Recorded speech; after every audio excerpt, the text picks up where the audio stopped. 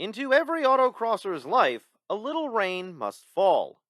At this event, my IRS Swap 2004 V6 is battling 7 other cars in Cam T and Mother Nature.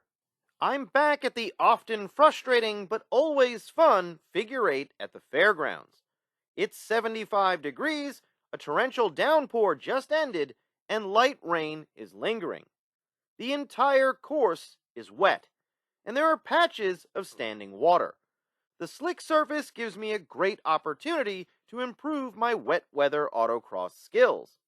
This video provides 5 tips for autocrossing in the rain and shows how I found speed on a soaked, slippery course. Tip number 1, be realistic about what you and your car can do on a wet course. I've run on wet courses before, and I've got enough autocross experience to know when I'm pushing my cars too hard for the conditions. If you don't have any wet weather autocross experience, or you're a novice who's only done a few events, adjust your attack strategy accordingly. My 315 Rival S 1.5 tires have been flipped, mounted with the smaller inside tread blocks on the outside of the rim to extend their life. These tires aren't very good in wet weather to begin with, but now they're terrible. They also won't be getting hot enough to be super grippy today. My competitors have tires that perform much better in the rain, and they're also very fast drivers. Realistically, I don't have a shot at winning today, but I need all the points I can get to stay competitive in the season standings.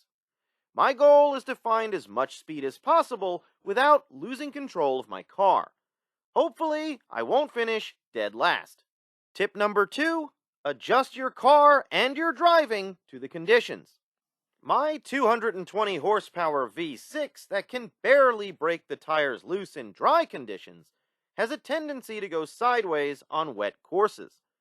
And even when it's dry, I'm much more likely to understeer while braking or in tight elements at this venue. I always soften my front struts from 2 to 1 at this site. Today, I'm softening my rear shocks by a quarter turn to help keep the rear end planted when I roll on the throttle. I'm going to start with my air pressure at 28 psi, then drop down to 26 psi, then to 25 psi to see if that makes any difference in how my pony feels as it's prancing through the puddles. The biggest adjustments will be to the nut behind the wheel. When you're driving on any autocross course, violent actions lead to violent reactions. That's especially true on a wet course. My throttle inputs need to be properly timed and less aggressive to avoid going sideways.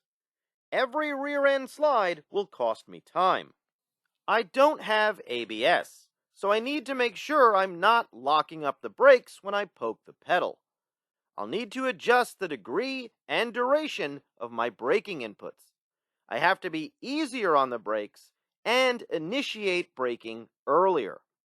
My steering inputs have to be smooth and timed correctly. The later I get, the sharper my steering inputs will need to be to make it around the next element. Sharp steering inputs on a wet surface can lead to sliding or spinning. Tip number 3, don't over-adjust your car or your driving. I always make small adjustments to my car. Softening up the rear shocks too much or making large air pressure adjustments will make my car handle worse. I prefer to creep up on the right settings over several runs. The car will let me know in the first few elements if it needs more adjusting. When it comes to driving, dialing my aggression back too much won't help me improve my wet weather autocross skills. I'm always trying to get the car as close to the limit of traction as possible without going over. The conditions move the limit of traction much further in. But if I lower my aggression level to a 2 out of 10, I won't get anywhere near the limit, which won't help me refine my attack strategy. I need to have a safe but productive level of aggression on my first run. It's raining, and you can see the wet pavement and standing water. You can also see the restroom in the distance. This is a safe course, but if I go full send and overcook the right-hand turn after the crossover, I might make an unexpected drive-through trip to the bathroom. So my aggression level is set at a 6 out of 10. My tires are set at 28 psi. I've got a novice in the car, and I'm narrating as I slide. Drive.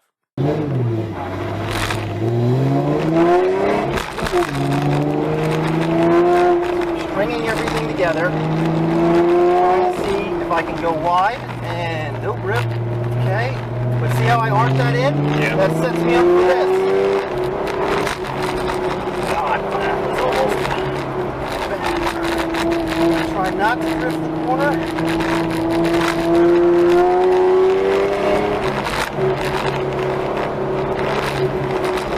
So we're hydroplaning like crazy. Not gonna make this fast.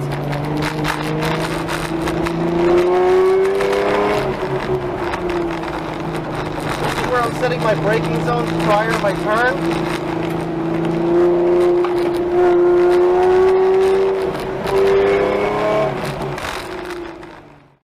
54.065. As you heard in my commentary, there wasn't much grip out there. I was hydroplaning in a couple of spots, and the car felt like it was about to go out from under me in most of the big curves. Finding more speed is going to require getting more aggressive without getting less composed. This is where tip number 4 comes into play. Focus on straighter sections of the course. It's always easier to go faster in a straight line than a curve, and while you're almost never going completely straight on an autocross course, there are several areas where I only need to make small or medium steering inputs. If I raise my aggression level to a 7 out of 10 while still making smooth throttle inputs, I can go faster off the line and through the first element, in the open section between the short slalom and the first sweeper, in the elements between the first sweeper and the crossover, and in the elements between the offset cones after the crossover and the second sweeper. The rain has stopped, but the course is still saturated. I've lowered my air pressure to 26 psi for my second run. I have a novice in the passenger seat, and I'm narrating this run too.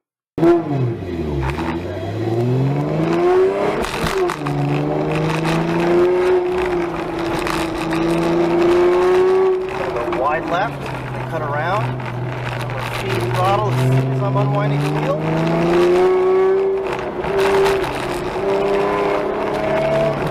Cut in here, and I'm going to try to get on the gas early, power around the corner without sliding. Exactly what I was doing there. Just going to hydroplane here, around here, a little bit of braking there to settle the car. I've got to go wide and I've got to get slow. Around, get fast. A little bit of braking in. Close the car, understeering like crazy.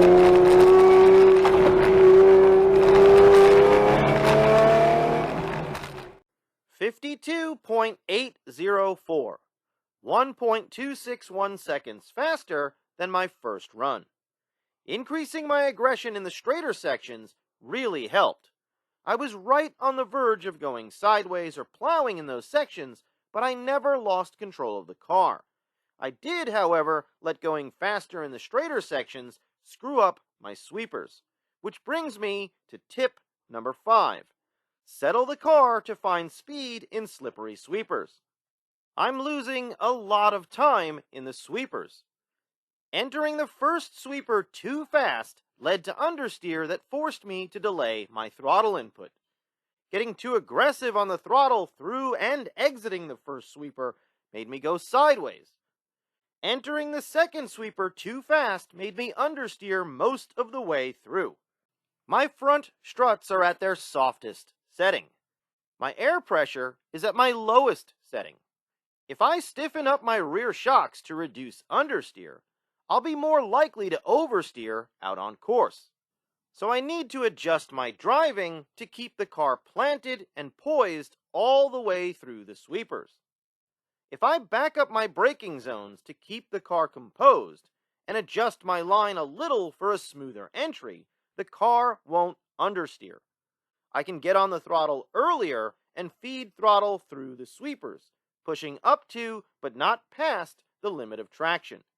If I keep the car settled through the sweepers, I can accelerate as I unwind the steering wheel exiting the sweepers. I can increase the amount of time I'm on the throttle in the sweepers and make sure the car is ready to attack the next element. My tires are set at 25 psi for my third run.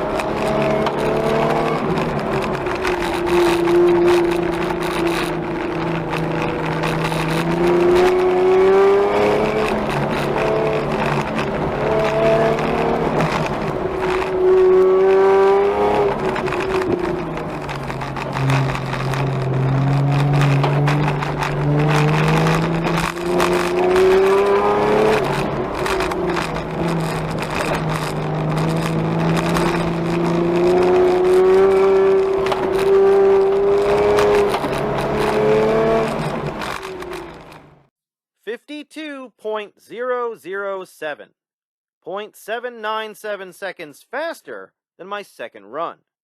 I still wasn't able to attack at a 10 out of 10, but I felt comfortable pushing the car a little harder.